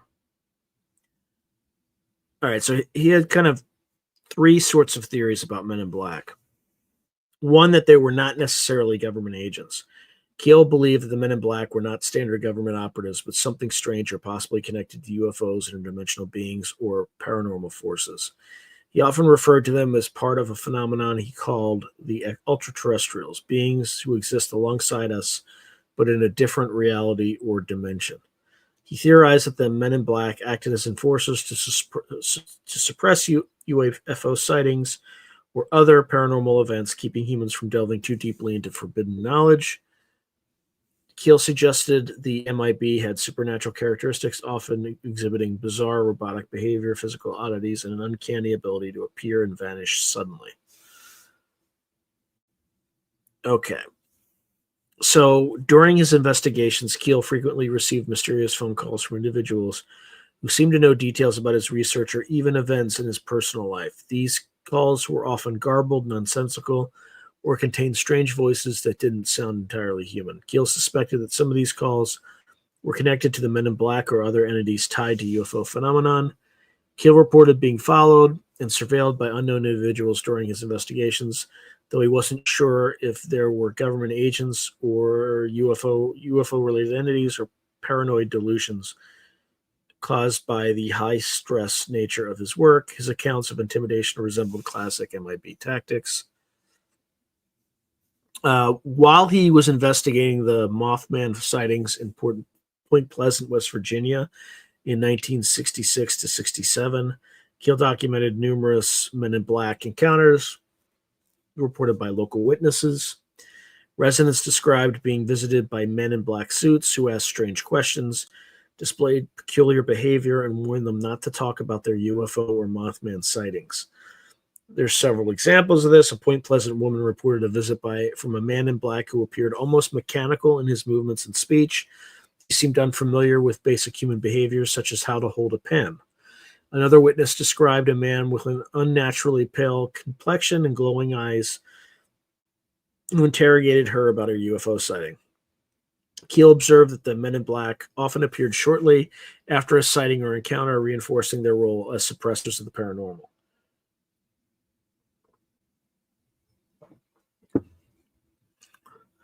Keel believed the MIB used fear and confusion to manipulate their targets, often leaving witnesses doubting their own experiences. Their strange and otherworldly behavior, he argued, was deliberate, designed to intimidate and bewilder.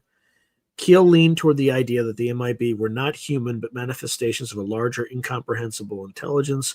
He linked their appearance to broader patterns in UFO and paranormal phenomena.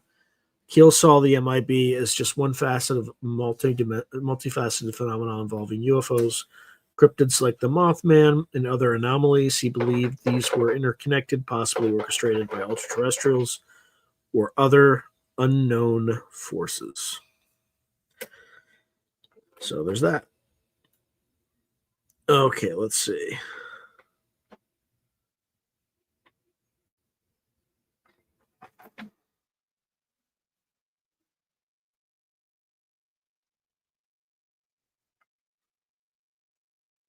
He surrounded him and others in the desert. All right, let me see if I can find that one.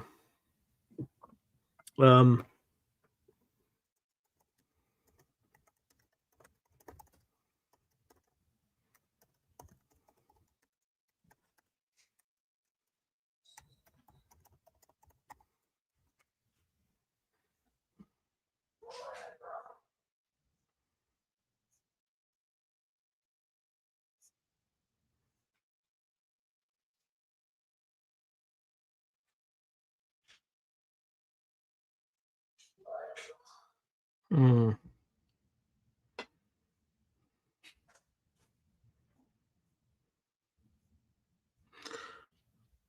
Well, we can always and himself. Let me see if I can.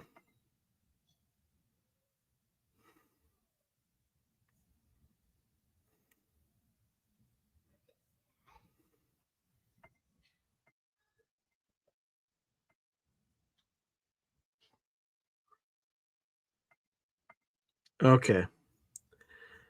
Uh,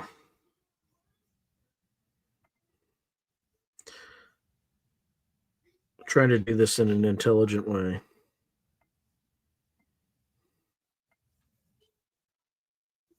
This is what's popping up. So,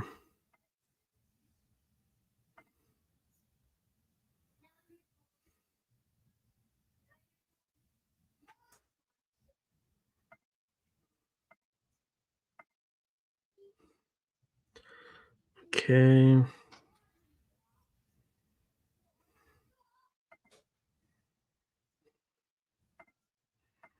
Sorry, I'm just trying to get this settled.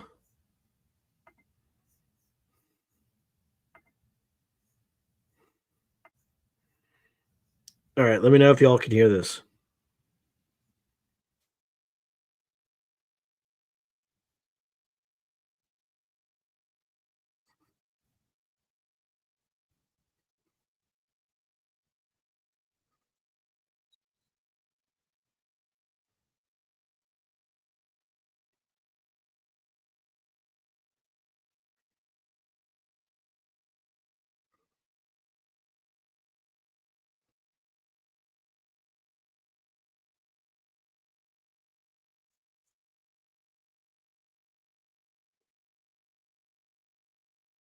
All right, hold on.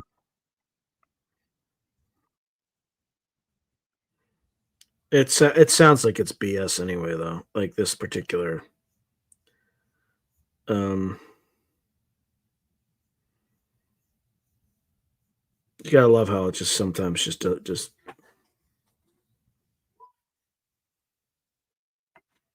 me see if I can actually.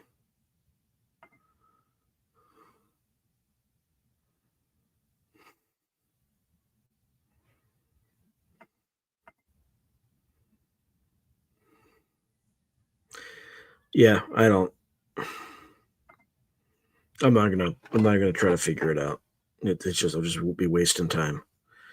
Um. Yeah, exactly. But thank you for letting me stop that. He was just telling. He was telling the story, but it rhymed. He was like making a poem out of it, and that just tells me he's just an attention seeker. Like it doesn't.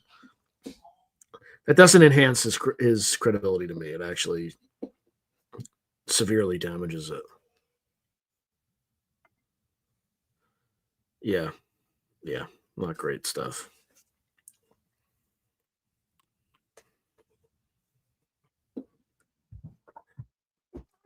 All right, but yeah, I can't. ChatGPT is not giving me any more stories about it.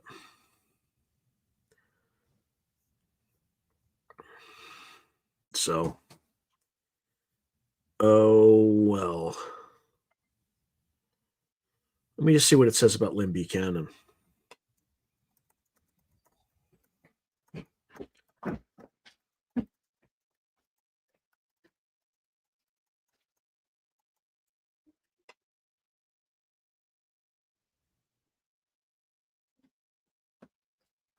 Ha!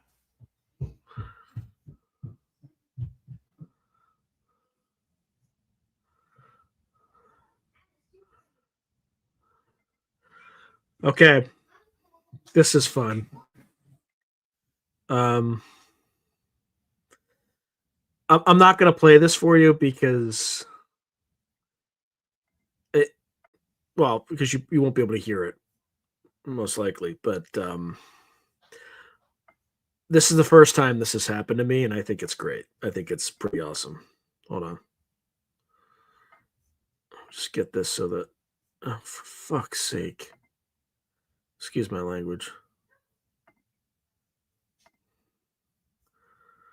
Okay, so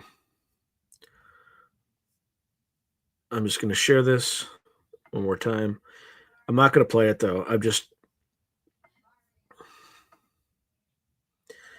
okay.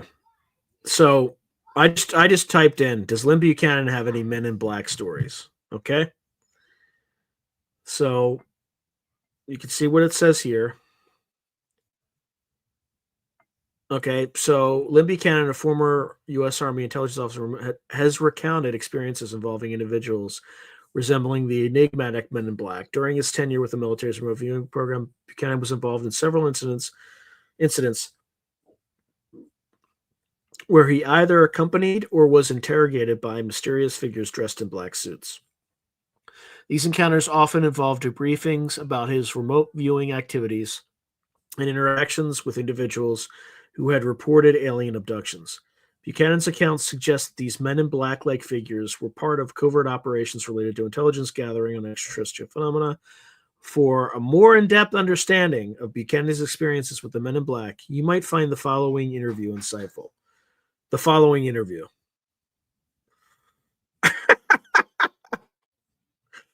I'll give that a big like. Okay. So I never saw that happen before. So, oh, I just closed my ChatGPT session. That's not smart.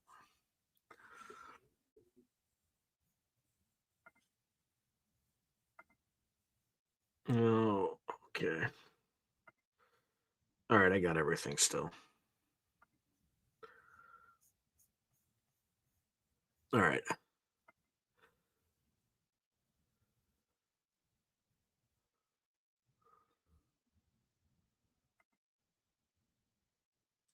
Yeah, I still like that it cited me. It means, I mean, hopefully it means it'll cite me for somebody else when they do like, because there's probably nothing else out there. That might be the only interview where he said something about it. Anyway, yeah. So this channel's the source for that. So you can go and look at that episode, and you'll. It's not an episode. It's a hot. It is that episode, but that's like a hot clip where he talks specifically about it. But there's that whole episode. It is in that larger episode, and also a clip like that. So, oh man.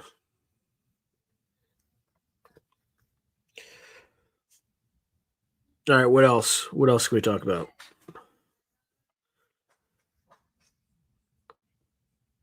Yeah, I bet you it's had sentience long before we all realized that.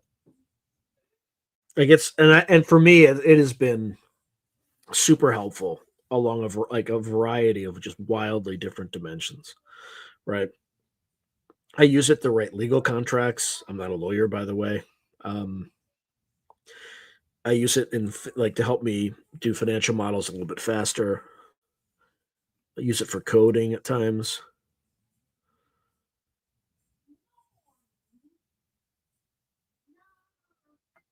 Yeah, I'm just no. I will now though. Um,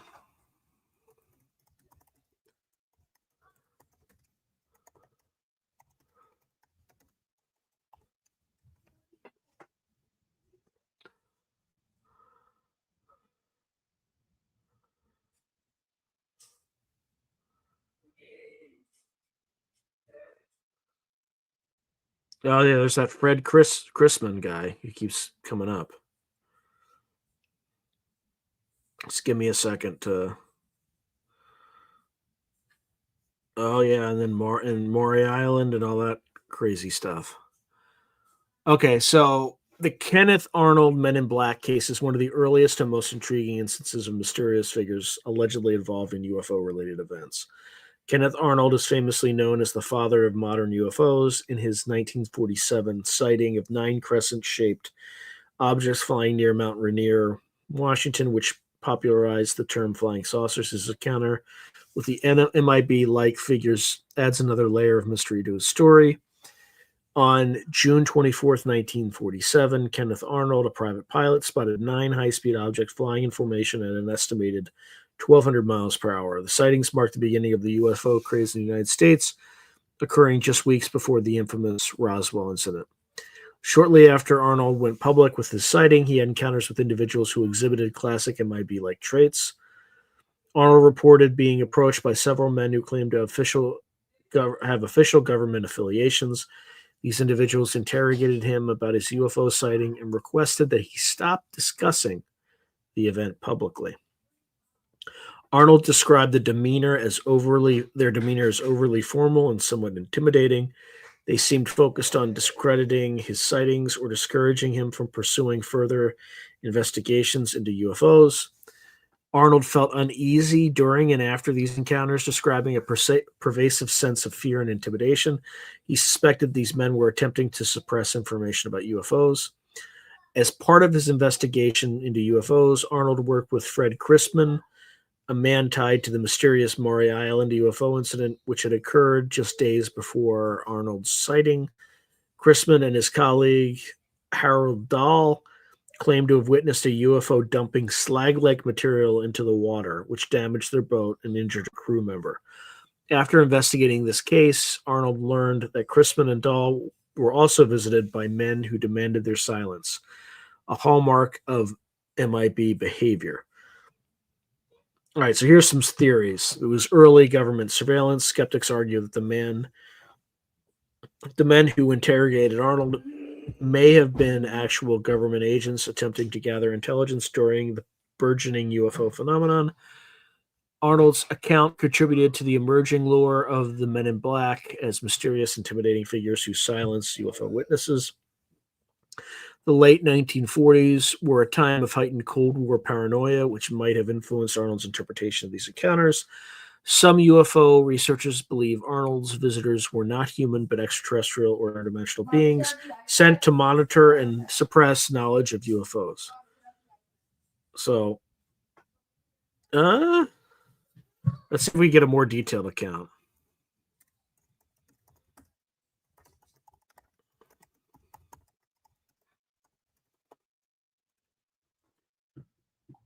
Okay.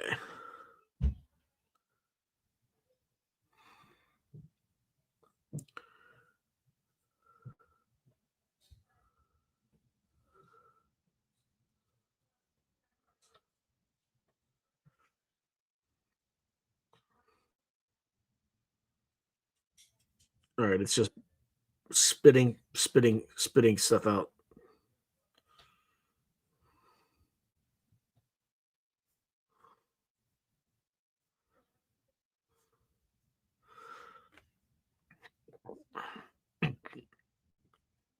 All right, let's see.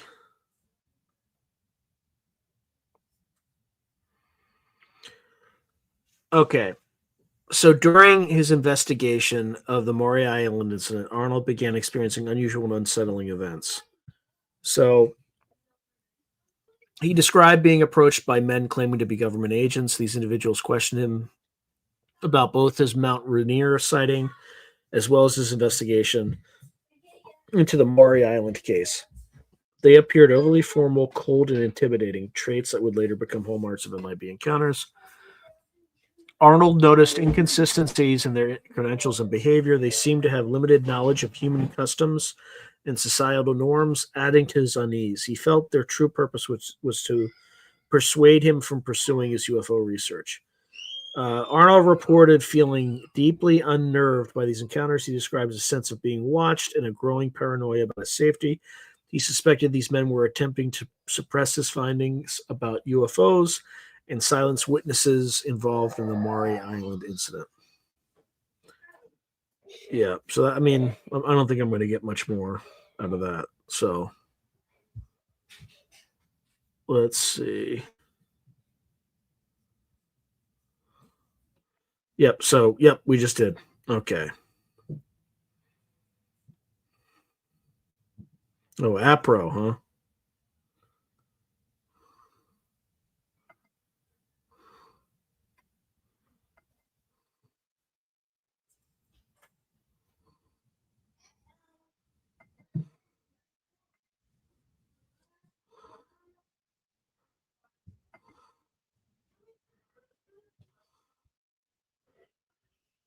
Oh, Dr. Leo Sprinkle is a pretty credible researcher.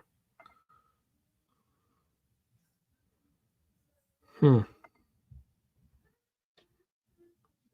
Yeah, I think they did. I think they did. Although I'm not going to go into that now. I think we have about one more minute. So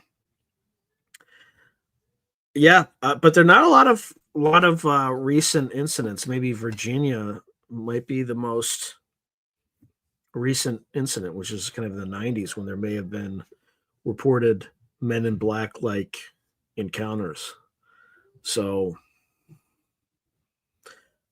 I don't know, kind of weird stuff. So anyway, I hope you all enjoyed your holidays. We're still kind of waiting for the advent of the first quarter of the 21st century to I guess the last year of the first quarter of the 21st century. So 2025. So I wish you we're not there yet, but have a happy new year with you and yours. And good night, everyone. As always, this was a pleasure. And thank you for helping me along in the research and kind of learning more about Men in Black stories. I was reminded of many and learned of many new ones. So appreciate you all and enjoy the rest of your year. And see you next year. Thank you, everyone.